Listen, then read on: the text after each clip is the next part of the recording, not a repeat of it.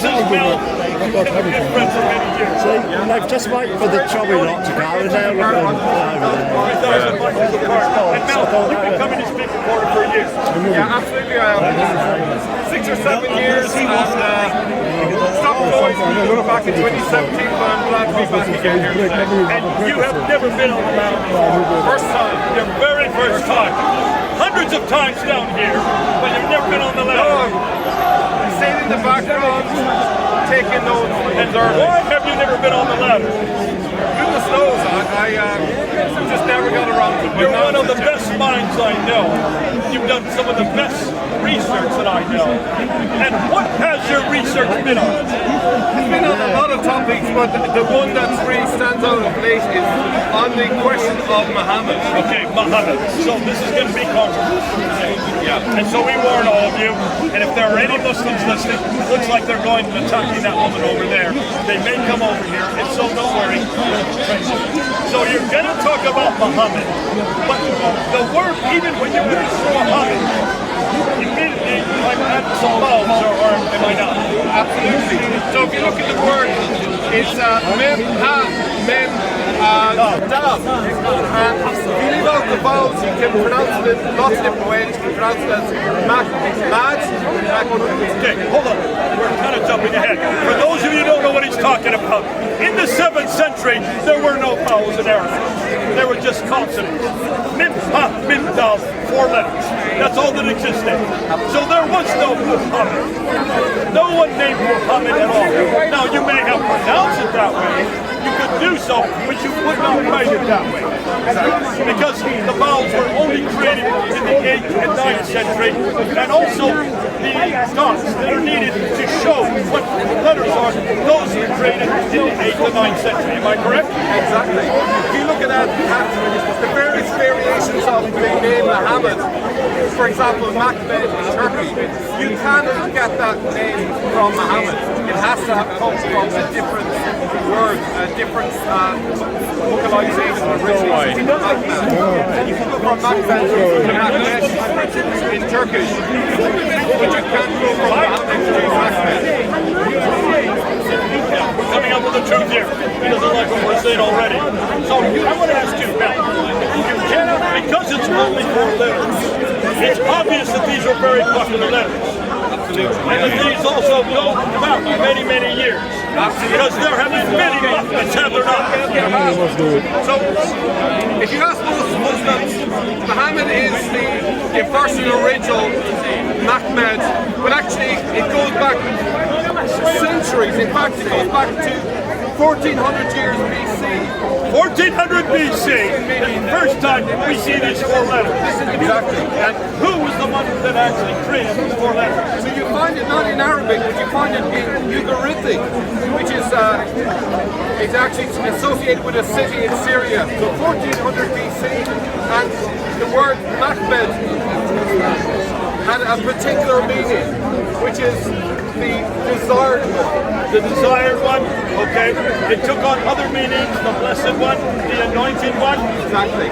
So altogether lovely. Altogether lovely. It basically was taken into the Hebrew and many other Semitic languages, and it became a concept in Judaism of the Messiah.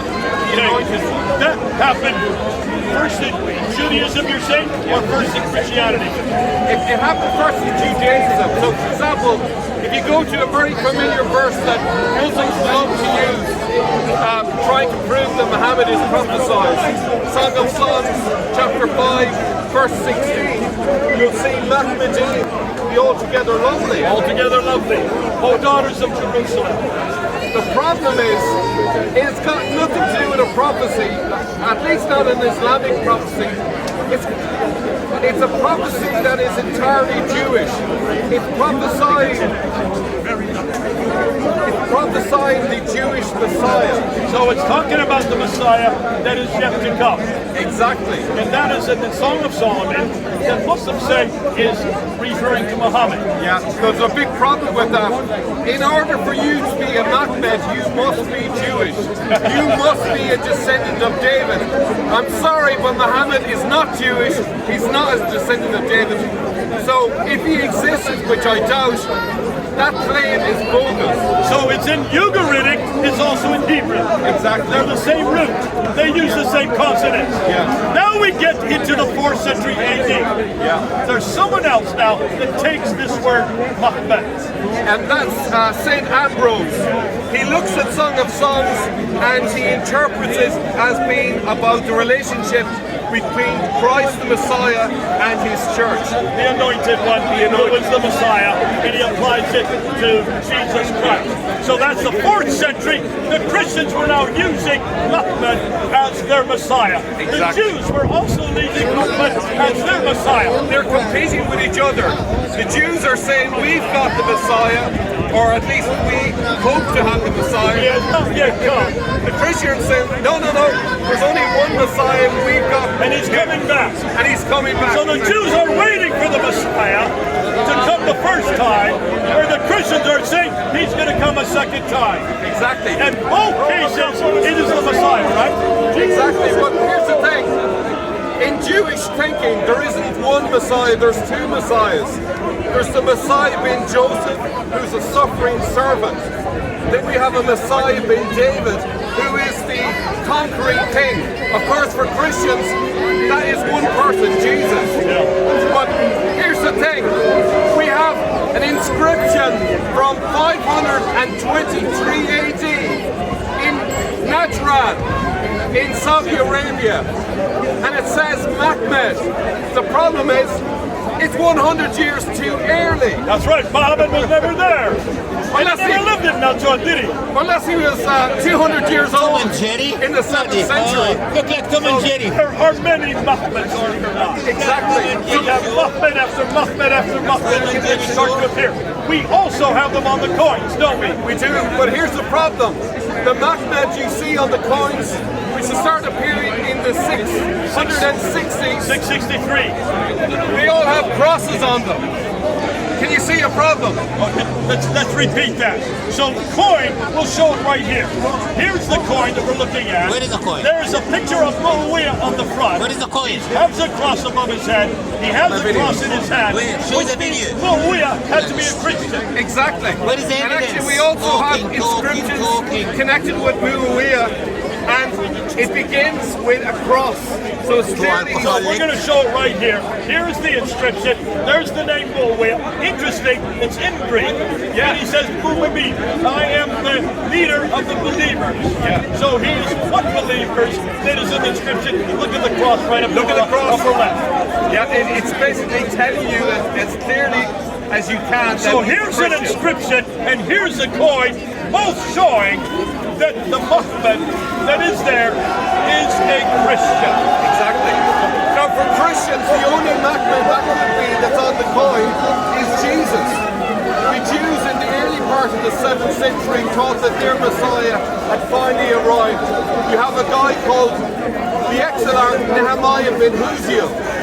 He conquers Jerusalem in 614. He gets murdered. The Jews are obviously upset about this and they start writing, for example, the book of Zerubbabel, referring to their exarch, their murdered exarch, as the Messiah. And they're waiting for another Messiah. His brother is called Shalom. That name should ring bells. He's also known as Salman al-Farsi. Salman al-Farsi. He is the next. But in every case, they use Mahmed as a title. Exactly. The praise one, the Messiah. So when they die, the next one takes that title. Exactly. When they die, the next one takes that title. How many are there? 5 of them, right? There's at least 5, but actually there is a Chinese source that actually names about a dozen. A dozen. A dozen go stretching right into the So there's Mahmeds all over the South. Are there any of these Mahmeds in Mecca and Medina? None. There's no water there. There's no water there. If there's no water, no food. Food, no people, no people, no towns, no towns, no city, no civilization, no history. The Mahmed of Islam is a complete phantom. He doesn't exist. There are no sources from the 7th century that can prove it. It's all a big mistake. The Mahmed on the coins is Jesus. The Mahmed on the Jewish inscriptions are the Jewish expectation of their own Messiah, who they think hasn't arrived yet. So when the Muslims finally come to power during the Abbasid period, we're talking about mid-8th century, they then introduce a third Mahmed, their Mahmed. Exactly.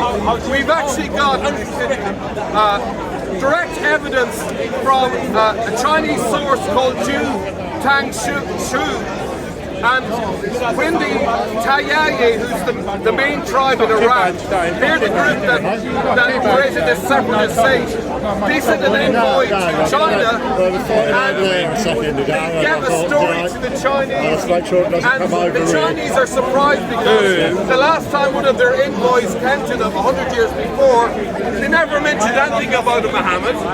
Now in 756 AD, suddenly we've got a Muhammad being introduced. Where did he come from? They wrote down both stories, and now we can see both stories next to each other. It proves that the Abbasids invented their Muhammad. It is all a fabrication. Let's go back. So all the way through, what we're seeing is Mahmed after Mahmed after Mahmed. These are nothing more references to Jesus Christ. They're all in the north. They're in Damascus. They're in Jordan. They're over in Iraq. What is Iraq today? So you can see when the Muslims finally create their prophets, because they didn't have a prophetic line, they then put that. They said, we have the Mahmed. You guys know Muhammad. We have it. He is the seal of the prophet. He is the final prophet, and he needs a revelation. Now that's when the Quran starts to be put together. Isn't that amazing that it all comes together in the 8th century? It all fits together. We can't find any Qurans in the 7th century.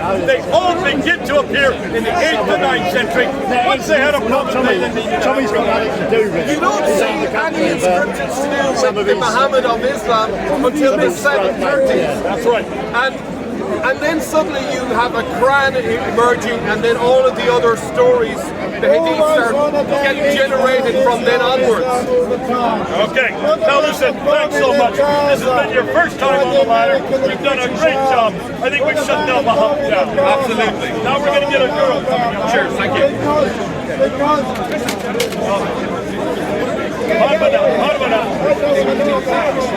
I'm waiting. You're always off somewhere else. Hey, listen, could you get me a Diet Coke? I need a Diet Coke. They're actually Christian Zionists. They need to be exposed. They're actually Christian Zionists.